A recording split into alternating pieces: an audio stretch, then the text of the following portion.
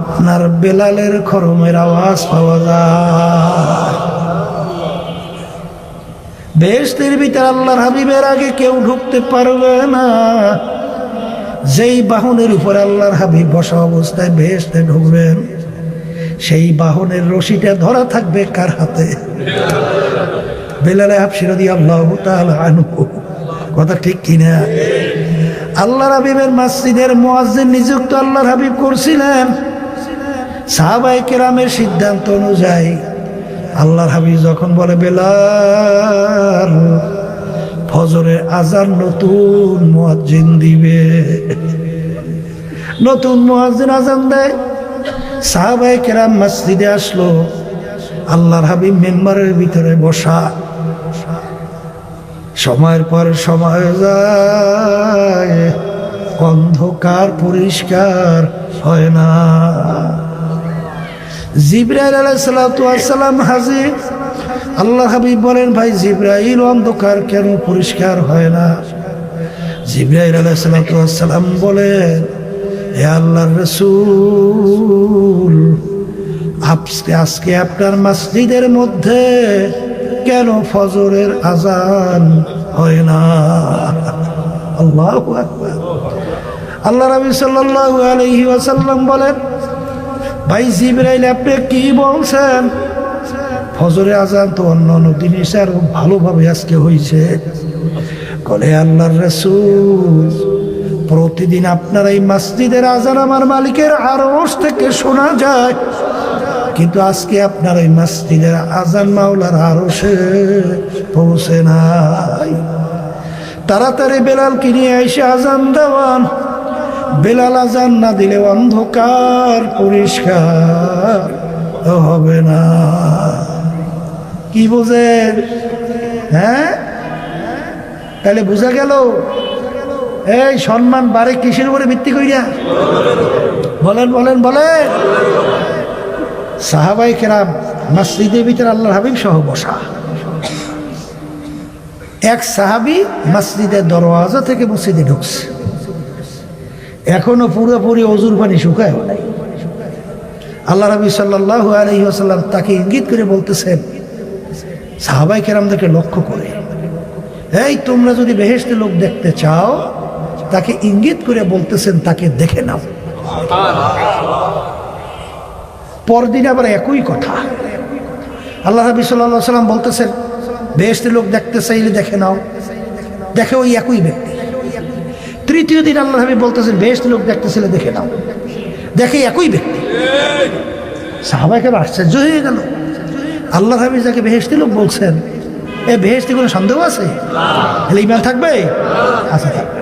তাইলে এখন চিন্তা করছে সাহাবায়ে কেরাম, এ কি আমল করে যে আমলের কারণে বেহেশতের সুসংবাদ বারবার পাইতেছে। একজন যাই তার বাড়িতে মেহমান হয়েছে, দেখতেছে এই সুফি সাপি রাত্রে কি আমল করে। দেখে আল্লাহর বান্দা এশার নামাজ আদায় করিয়া খানা দানা খাইছে বা আগে পরে খাইছে।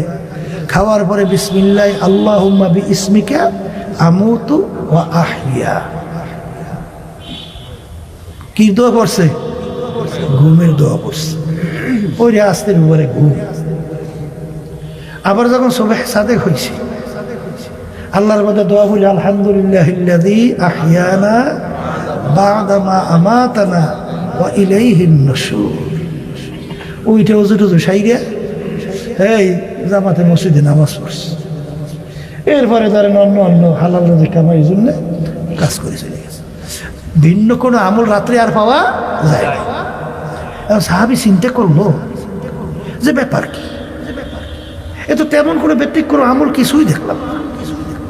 তাহলে আল্লাহ রাসূল সাল্লাল্লাহু আলাইহি ওয়াসাল্লাম বারবার যে তাকে বেহেশতের সুসংবাদ দিল, কারণ তা মনে করছে আজকে একটু অসুস্থ থাকতে পারে, তা আর একদিন থেকে দেখি, হয়তো ব্যতিক্রম আমল পাওয়াও যাইতে পারে। পরদিন দেখে একই আমল, খুব পার্থক্য নেই। পরদিন দেখে একই আমল, পার্থক্য তেমন নাই। এখন সে চিন্তিত যে কোন আমলের কারণে তাকে আল্লাহ রাসূল সাল্লাল্লাহু আলাইহি ওয়াসাল্লাম এত সুসংবাদ দিল। তাহলে সেই চিন্তা করে আর তার কাছে জিজ্ঞেস করে, ভাই আমি যে আমলগুলো আপনার দেখলাম, এর থেকে ব্যতিক্রম কোনো আমল আপনার আছে? আমল মানে কাজ। কল না ভাই, এসে ব্যতিক্রম কোনো কাজ আমার আমল আর নাই। এই কলে ব্যাপার কি? চিন্তা করার হাটে। তখন সাহাবী ডাক দিয়ে বলেন, ভাই শোনেন, আমার আর একটা আমল আছে। বলে কি আমল? বলে আমার কলবটা একেবারে ঝকঝকে পরিষ্কার।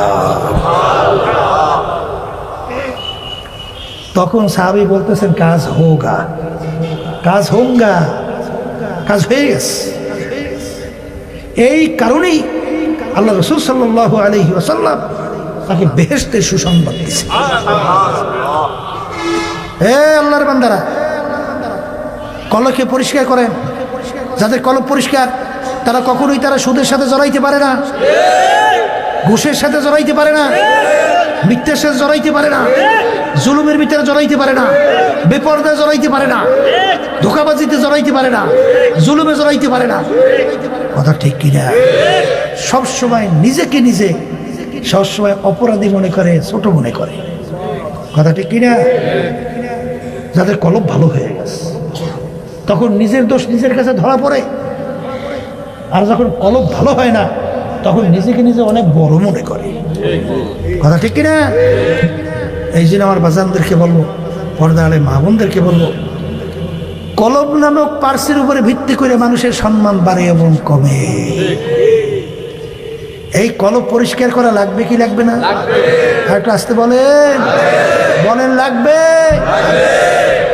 তাই কলব পরিষ্কার করার জন্যে হাদিসের ভিতরে অনেক আল্লাহ রাসূল সাল্লাল্লাহু আলাইহি ওয়াসাল্লাম আমাদেরকে প্রেসক্রিপশন করিয়ে ঔষধ দিয়েছেন। তার ভিতরে একটা হলো বেশি বেশি মৌতের মুরাকাবা। কথা বোঝেন? বেশি বেশি আল্লাহর জিকির করা, কুরআনুল কারীম বেশি বেশি তেলাওয়াত করা, আর সাদিকিন বান্দাদের সঙ্গে স্পর্শে থাকা। কথা ঠিক কিনা? কারণ কি তা জানেন? এর ইতিহাস তার অভাব নাই। মাওলানা জালালউদ্দিন রুমি রহমাতুল্লাহি আলাইহির নাম শুনছেন? ওই জমানার ভিতরে বিশ্ববিখ্যাত আলেম না? বিশ্ববিখ্যাত মাওলানা জালালউদ্দিন রুমি নাম শুনছেন? শামস তিবরিজি রহমাতুল্লাহি আলাইহি তার পীর সাহেব হুজুর, তার ওস্তাদ মুরব্বী, সে বলতেছেন, বাবা শামসুত তিবরিজি, রোম দেশের ভিতরে একটা পাত্র আছে, এই পাত্রটাকে একটু গরম করে আসতে পারো? কলে হুজুর আপনি দোয়া করলে পারবো। যাও বাবা, দোয়া করে দেবা। এখন শামসুত তিবরিজি রওনা করে যায় কই? রোম দেশে যায়, রোম দেশ। এখন যাই জিজ্ঞাসা করে, ভাই আমি তো আসছিলাম একটা উদ্দেশ্য লক্ষ্য নিয়ে। কি লক্ষ্য উদ্দেশ্য?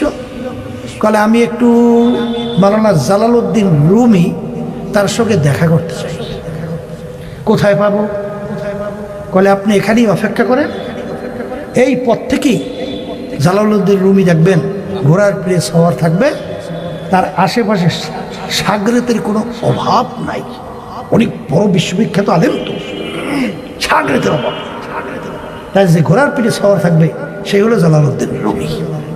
হ্যাঁ, এরপরে হঠাৎ দেখে খুব জাকসব সহকারে মাওলানা জালালউদ্দিন রুমি আসতেছে, ঘোড়ার পিঠে সওয়ার, আশেপাশে অনেক সাগরে। যখন তার কাছাকাছি আসছে, শামসুত তিবরিজি রহমাতুল্লাহি আলাইহি তার ঘোড়ার লাগাম থাবা দিয়ে ধরছে। জালালউদ্দিন রুমি বলতেছেন, ভাই আপনি আমার ঘোড়ার লাগাম ধরছেন কেন? ব্যাপার কি?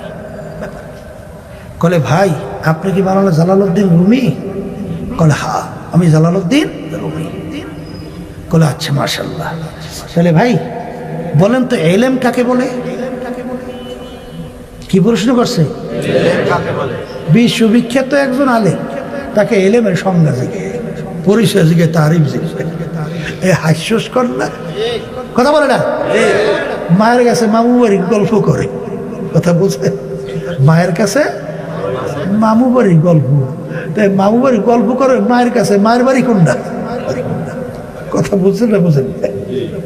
তাহলে যারা নাকি ইলমের ধারক বাহক, তাদের কাছে পরিচয় আছে ইলমের পরিচয়।